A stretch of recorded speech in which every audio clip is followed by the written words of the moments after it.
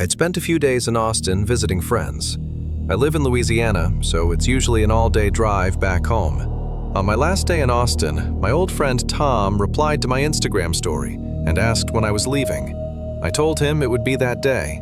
He said he lived about an hour outside of Austin, which was actually in the direction I was heading anyway. I hadn't seen Tom in years. We had been close friends in high school, but lost touch after graduation. We still followed each other on social media, but we hadn't really talked in a long time. He invited me to stop by, and I figured, why not? It would be nice to catch up. I put his address into my GPS. It said the drive would take about an hour and a half. When I arrived, I noticed his house looked a little old-fashioned. It wasn't run down, just aged. The wooden porch creaked under my steps, and when Tom opened the door, I caught the smell of old wood and something rustic, like a cabin in the woods. Tom was as welcoming as ever. He hugged me and pulled me inside. Some friendships just stay the same, no matter how much time passes. The inside of the house matched the outside.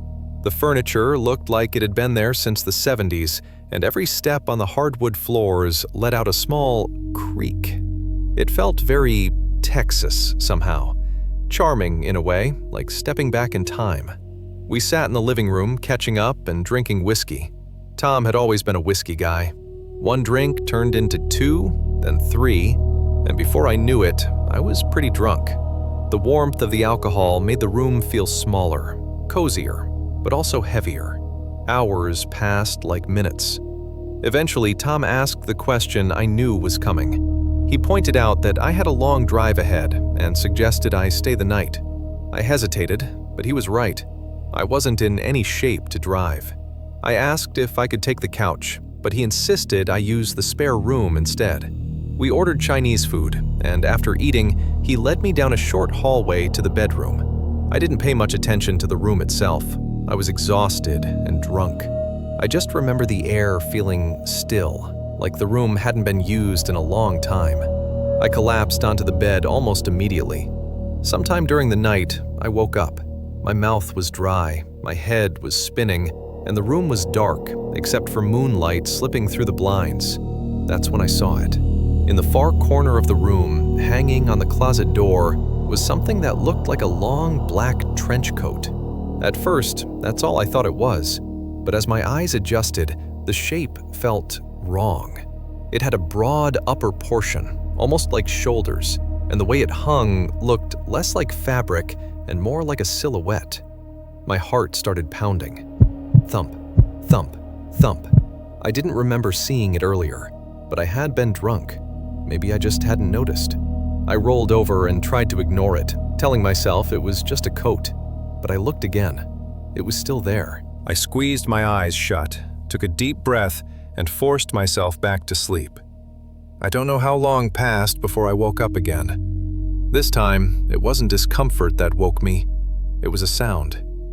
A slow, soft creaking, like someone stepping carefully across an old wooden floor. My eyes snapped open. Dawn was creeping through the blinds now. I turned my head toward the corner of the room, and my stomach dropped. The coat was gone. I sat up so fast my head spun. My body buzzed with fear and leftover alcohol. The closet door was bare. Nothing hung there. I rushed to Tom's room and shook him awake. He was completely out of it at first, but eventually he came around. I asked him about the coat, the black trench coat in the spare room. He looked at me, confused. "What coat?" he asked. I described it, told him it looked almost like a person. Tom shook his head and told me he didn't own a trench coat. He didn't even have a coat rack in that room. I waited for him to laugh, to tell me it was a joke. He didn't. We went back to the spare room together.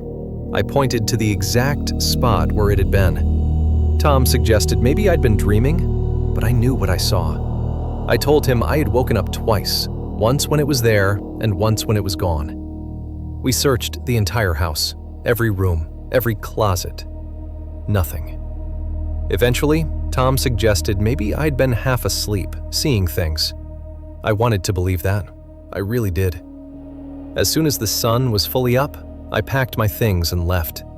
The entire drive back to Louisiana, my mind kept replaying that image, the coat-like figure in the corner, and how it was just gone by morning.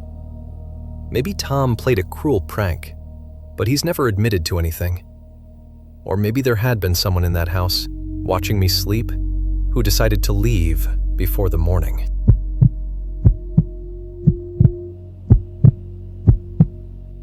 This happened to me when I was 18 years old. I was on a trip with my parents and a friend of mine. We'll call her Anna. We were on a road trip in Sweden, planning to visit a theme park and stay at a campsite nearby. The drive was about 8 hours. When we arrived in the city where the theme park was located, we realized we hadn't booked a campsite. It turned out there was a large soccer tournament happening, and every campsite nearby was full. With no other options, we decided to find a place in nature to camp for the night. We drove to a forest nature reserve and found a small gravel parking lot surrounded by trees.